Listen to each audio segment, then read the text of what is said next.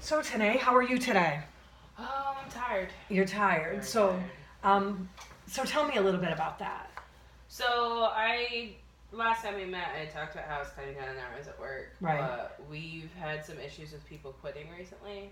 Okay. So we have a force list, meaning that like in order to keep ratio on the Right. unit, if somebody calls out, then whoever's at the top of the force list has to stay. So luckily for me, the last 2 days, two people called out. So I got forced 2 days in a row because one of our staff was scheduled for 16 hours, and you can't work over 16 hours Yeah. on both days. And then we had our per diems in for both of those days too, and they can't get forced. So I was the only forcible person on unit, so I got forced and did 16 hours in the last both days, yesterday and the day before. Okay. And so, is there a maximum amount of hours that you can work in a week, or No, there's no no? max. It's just you can't work over 16 hours a day. Okay. So, So, so now that you sort of know that, are you adjusting your regular schedule at work, or? so I talked to my boss and I told her I was taking a couple of vacation days this week just because I'm so tired and it's kind of impacting my motivation to get through my schoolwork. Okay. So I took a vacation day on Friday Okay. because I was scheduled to work a double today, but I Yeah. told her I'm not doing it after doing two doubles in a row, so I'm just going into work at 3 today. And Okay. then I had 16 hours yesterday, so I'm pretty much covered for 24 hours this week. And I already had a vacation day scheduled for Saturday, so I just added another one on top of it. So I don't work between tomorrow and Monday. So you have all next week off? No, I'm Oh. off from tomorrow, Tuesday, through Sunday this week. So Okay. my next shift is after today is Monday of next week. Because I was supposed to be going to visit my friends in Connecticut Yeah. Saturday and Sunday. And I was just, screw it, I'm not working Friday either. Yeah. So. So you have so that's good. So you have pretty much the from Tuesday to Saturday. Yeah, just because Okay. like I planned my life in advance. Like I was Okay. gonna do schoolwork on Saturday, get through some of my Yeah. certifications I had to get done, and then yesterday I was gonna complete whatever work for my other class that needed to be done this week, and that was kind of screwed over by work. So I was just like, Okay. I need a couple of days to just like recoup and catch up from. Um, First of all, my completely and totally destroyed sleep schedule from these past 2 days, Okay. and then just to like get back into my schedule of like when I do schoolwork and everything. Okay. So is that something that you always did, or do you feel like this was a step to kind of? I think this was a step to like kind of like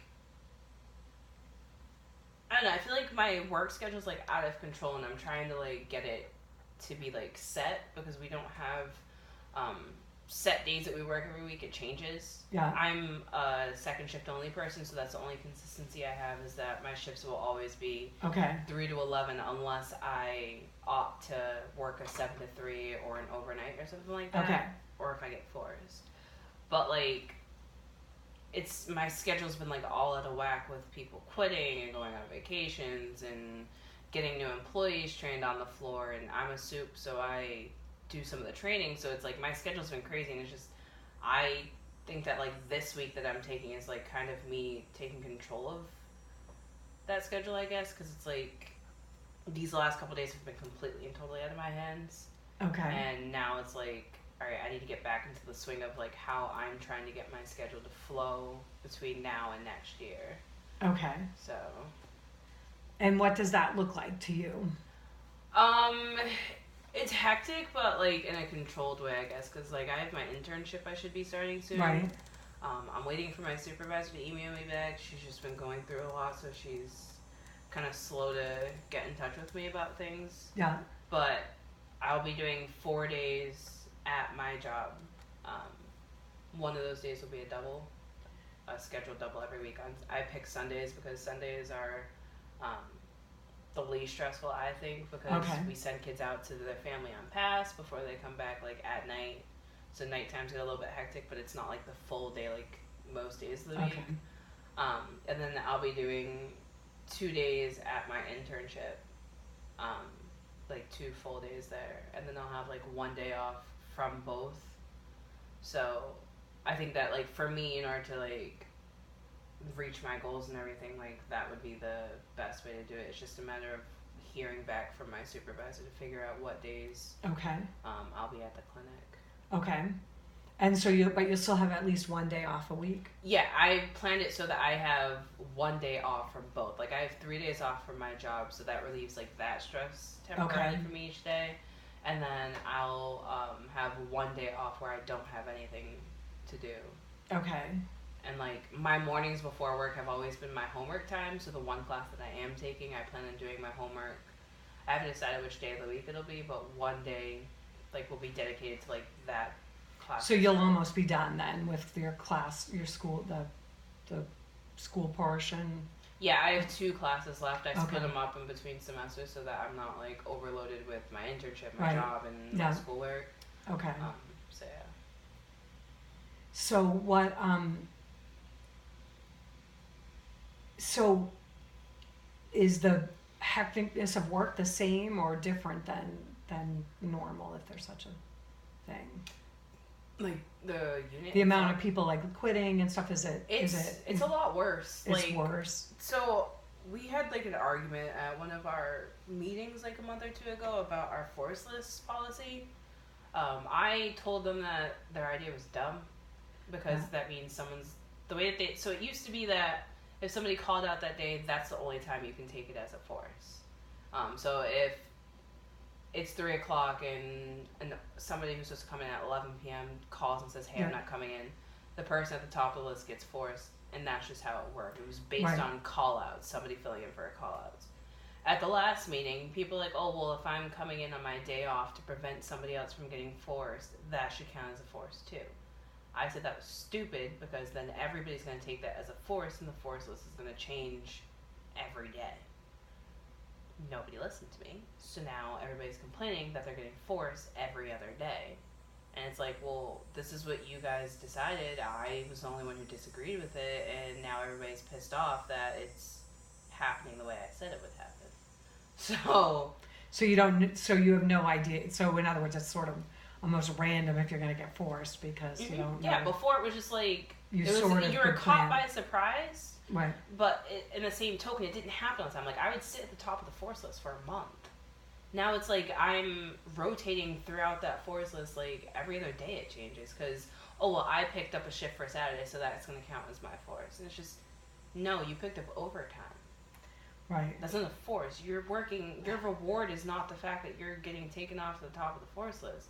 It's the extra pay you get from working an extra shift. But nobody listens to me. So, yeah, it's more hectic now because like on top of like the fact that we're short staffed, we're missing 2 full-time employees currently. So the 10 of us are making up for those. That's 80 hours a week extra that you just have to already put into the schedule. Right, and if nobody takes those shifts, then now we have to get forced onto those shifts. And then, like, with the way that the force list is changing so much, I'm getting forced at least once or twice a week. And it's like, I'm trying to cut back on the hours I spend here. Right. And now I'm getting forced to spend more time here. And then both of our clinicians just put in for their 2 weeks. One of them just ended on Friday. And now the other one is ending. So on top of 2 people short, you're going to be short 2 clinicians? Be short. We only have 2 clinicians on the And they're both quit? One just, like, their 2 weeks ended on Friday, and the other one ends not this Friday. So Friday. What do they do with that? How do they have to have someone there, right? My boss, the director, is an LMHC. So she fills in, and then we get people from emergency services in our building to come over and meet with the kids, and it's pissing me off because it's like there's no consistency for these children. They're meeting with a different person each day. And like I had a kid come up and tell me the other day, like, "Oh well, can I talk to you?" And he wanted to talk to me about some things that have been bothering him. And I was like, this is something that I think your clinician would be better suited helping you with because this is part of like your treatment planning, and like these are things that they're trying to figure out how to help you work through. Have you talked to them about this? No. Okay, well, do you feel comfortable talking to them? Oh, well, my boss isn't going to be back until Tuesday, so I can't talk to her. I was like, yeah, but you just met with the woman from ES before. He's like, oh, that was a meeting? And I was like, yeah, she's a clinician. You can talk to her. He's like, yeah, but my clinician is this one. And I was just, no, bud, like, sometimes my boss can't meet with you, so the emergency service. He's like, well, I don't know her and I don't trust her, so I'm not talking to her. Right. And it's like, now we're interfering with the kid's treatment, and it's just, this is not beneficial to them in any way, shape, or form. This is not therapeutic for them in any way, shape, or form. It's really, really frustrating. So on top of my duties that I am already obligated to complete, it's like now I'm a fill-in for the clinicians because the kids feel comfortable. They see me every day, so they know me, they trust me, they want to talk to me about these things. It's like I legally can't have half of these conversations with you, so now I'm telling you, oh well, but we got to make sure you talk about this with your clinician. Right. Like, I can listen to it, I can't give you feedback, I can't really do anything with this information. Like, you got to wait until your clinician comes and talk to them about it, because like legally I can't. Like, Is that how it works? You legally can't. it depends on the subject matter. Right, Like, there are okay. some things that are just like way above my pay grade. Like, when Right. it comes to like when it comes to like helping them process like abuse and stuff like that, I can't have those conversations. I'm not allowed to, Okay. because I'm not licensed. So it's like, Right. I have a lot of kids on unit right now that are struggling with that. It's like they want to talk about it, they just don't know who they can talk to about it with. So they go to the only people that they have rapport with, which is me and other BC staff. And it's like, I'm making you feel like what you're saying isn't important because I'm telling you I can't talk to you about it. Like, it's a shitty Right. situation to be in. So have they given you any coping skills on how to have those conversations? I went into my boss's Right. office on Monday like a bat out of hell because I had a staff breakdown to me because he had just like, I had to give him some information about a child that had come onto unit and wanted to talk to me. I've been in the field for a while. Yeah. I've heard a lot. I've seen a lot. So like, I'm kind of desensitized to it at this point, I think, which is kind of sad when you think about it. But he's only been working with us for 6 months, and he's never had to like be pulled aside by a kid and be like, hey, like this happened to me and I don't know what to do with it. Like, I've filed a bunch of 51As and all that other stuff. I've written a lot of reports and like been summoned to court and all that stuff. Like, he's never had to deal with any of that. So like, he was like, can I talk to you in the office after a kid talked to him? And he just cried. So you mentioned that the last time we talked. Yeah, and this happened again. Okay. With another kid. Like, he's like, I don't know how you guys have these conversations. I don't know how you do this. Like, what do I say? What do I do? So I went into my boss's office again, and I was like, so we need to find some way to formally train your staff to have these conversations with kids who are dealing with heavy things when you guys aren't here. I was like, there's no, like, it's not required anymore for you to have a bachelor's degree to be in this position. Before, it was you had to have a bachelor's degree to get hired in psychology or a related field. And now it's like, we're taking everybody and anybody because the revolving door is just, people are coming and going so fast. And this guy has no experience working with kids other than a basketball coach. So he's not really familiar with all of the like Right. things that come with working in this field. And like, he was like, I don't know if I can do this. Like, this might not be the job for me. I can't listen to kids tell me these things regularly. And we've been taking a lot of kids with like severe trauma histories recently. Alexa, shut off the timer.